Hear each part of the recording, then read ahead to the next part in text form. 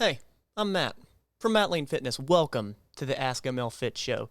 It's exactly what it looks like. You ask your fitness questions and I answer them. I'm a personal trainer, registered nurse, behavioral change specialist. I've been in this healthcare and fitness thing for about 14 years at the time of recording this. I like answering your questions, so I hope that you'll drop your question down below.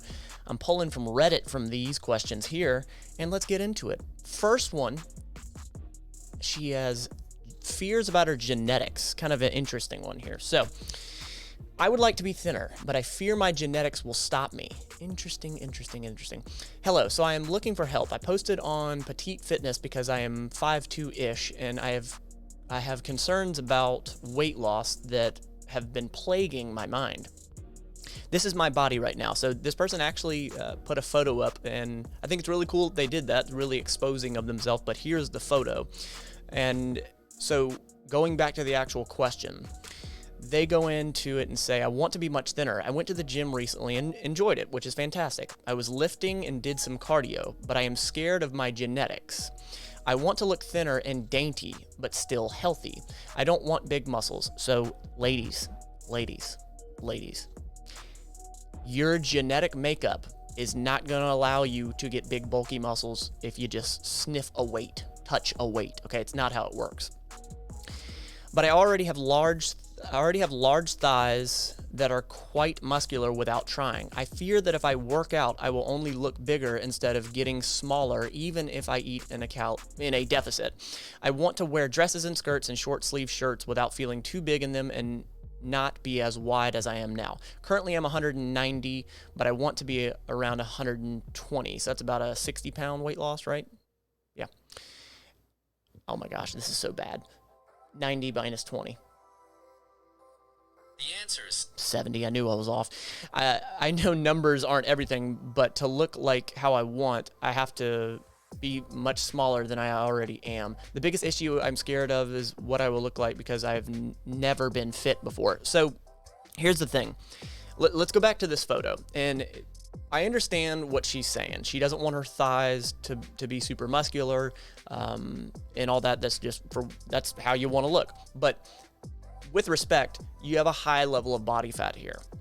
I mean, you're 5'2"-ish, you want to be down to 120. I would just tell you, hey, work on the first 5 pounds. Work on the first 10 pounds. It's cool to have a big goal, but you're right. You have no idea what you're going to look like at that body weight, but I can tell you right now that if you haven't been strength training, hypertrophy training, or doing some sort of sport your entire life that's built this muscle, those are assumptions in your head that your thighs are mainly muscle. And judging by the body fat percentage that you have throughout your entire body, I can tell you that it is high. So drop that weight and see where you're at. Drop that body fat and see where you're at. You're smart to mention that it's not all about the scale. The scale is not always the best indicator. So don't fear what you can't control, because at the end of the day, our genetics are out of our control. Do the correct things, go about your health and fitness the correct ways. Don't do fad diets. Don't try to atrophy your muscles intentionally. Just stick to a good plan program. Be in a slight caloric deficit, and you have to see what happens when you get there. But I have a feeling that you are blowing it out of proportion. You're letting your mind run away with it. With respect, I understand what that's like. So, moving on to the next question. Anyone else's doctor/healthcare provider never mention anything about your weight? Oh, Jake, I got a story for you. I gained 30 pounds over the past couple of years during COVID. Went to the doctor for my annual physical and clocked in at well into overweight category and almost obese. Didn't hear a single thing about it. Nothing. Nada. Lost the weight and went back this year. Lost the weight and went back this year back into my normal range. Again, nothing. I just what the heck. I was like, what the heck, basically. I've moved around to a different location, so different doctor, but they still must have had my medical records. No? Yes. Yeah, they have. I don't know. I hear so many accounts of doctors focusing solely on someone's weight for whatever problems they're having, which I do believe happens. But in my experience, it's been the complete opposite. So here's the deal. The reason that any practitioner, and I'm assuming this is a primary care doctor, okay, this is your general doctor that you go to. There are so many reasons as to why your PCP, nurse practitioner, physician's assistant, whoever, may or may not address your weight. I know I have worked with doctors in the past in the hospital setting and then in other non-inpatient settings that the patient that they spoke to and gave their professional opinion about their body fat percentage, their weight, that professional opinion, that patient went to management to complain and that their feelings were hurt. Now, I'm not saying that you can't have emotions about your weight, about your body fat percentage and all that, but if a healthcare professional is telling you, because you're seeking this person's counsel and you get upset about it and try to go report them, that doesn't make any sense. And honestly, what that does, unfortunately, some doctors, some practitioners say, well, screw it. I'm not going to say it, like,